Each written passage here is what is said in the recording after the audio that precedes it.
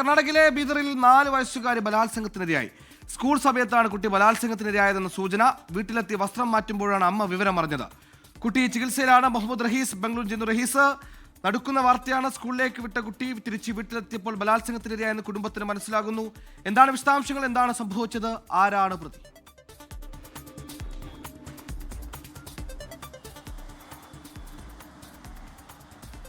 സുഹൈലെ, നിലവിൽ അല്പസമയത്തിന് മുൻപ് മാത്രമാണ് ഒരു കേസ് രജിസ്റ്റർ ചെയ്യപ്പെട്ടിട്ടുള്ളത്. അതോടുകൂടിയാണ് വിവരം പുറത്തു വരുന്നത്. അതായത് ബീദറിൽ ഒരു 4 വയസ്സുകാരി ബലാത്സംഗത്തിനിരയായിരിക്കുന്നു. അത് ഇന്നലെ സ്കൂളിൽ നിന്ന് മടങ്ങി വരുമ്പോഴാണ് കുട്ടി ബലാത്സംഗത്തിനിരയായി എന്ന് വീട്ടുകാർക്ക് മനസ്സിലാകുന്നത്.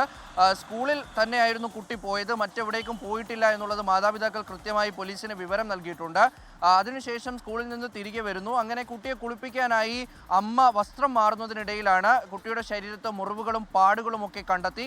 അതിന് പിന്നാലെ കൂടുതൽ ചോദിച്ചപ്പോഴാണ് കുട്ടിയിൽ നിന്ന് ചില വിവരങ്ങളൊക്കെ പുറത്തു വന്നത്. അങ്ങനെ ഉടൻ തന്നെ കുട്ടിയെ തൊട്ടടുത്തുള്ള ആശുപത്രിയിൽ എത്തിച്ചിട്ടുണ്ട്. കുട്ടി ഇപ്പോൾ ആശുപത്രിയിൽ ചികിത്സയിലാണ്. ശരീരത്ത് മുറിവുകൾ ഉണ്ട് എന്നുള്ള പ്രാഥമിക വിവരമാണ് ലഭിക്കുന്നത്. അപ്പോൾ അങ്ങനെ കുട്ടി ഇപ്പോൾ ആശുപത്രിയിൽ ചികിത്സയിൽ തുടരുന്നു. ശേഷം മാതാപിതാക്കൾ പോലീസ് സ്റ്റേഷനിലെത്തി പരാതി നൽകി. അങ്ങനെ ഈ പരാതിയുടെ അടിസ്ഥാനത്തിൽ നിലവിൽ എന്തായാലും സ്കൂളിൽ എന്താണ് സംഭവിച്ചത് എന്നറിയാനായി ഒരു സംഘം ഇപ്പോൾ സ്കൂളിലേക്ക് പോയിട്ടുണ്ട്. അത് ബീദർ വനിതാ പോലീസ് സ്റ്റേഷന്റെ അണ്ടറിലാണ് ഈ കേസ് വരുന്നത്. സിറ്റി പോലീസ് സ്റ്റേഷനാണ്.